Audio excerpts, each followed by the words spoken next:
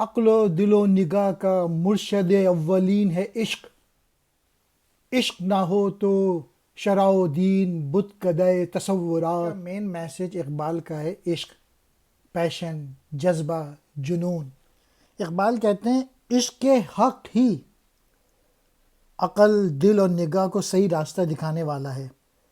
اگر عشق کے حق نہ ہو تو دین اور شریعت کی حیثیت نہیں رہتی، اور انسان اپنے تصورات میں مختلف بت خانے تیار کرنے لگتا ہے۔ اسلام کا پہلا رکن جو ہے وہ ہے توحید، اللہ کو ایک ماننا، اور یہ ہے مین میسج اس شعر کا، کہ انسان کے دل میں عشق حقیقی کا جو ولولہ پیدا ہوتا ہے وہ عشق اب مسلمانوں میں ناپید ہے۔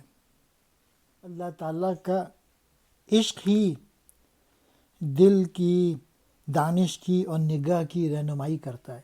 یہ ہے مین انسان کے سارے مسئلے حل ہو جائیں اگر وہ اللہ تعالیٰ سے سچی محبت کرے۔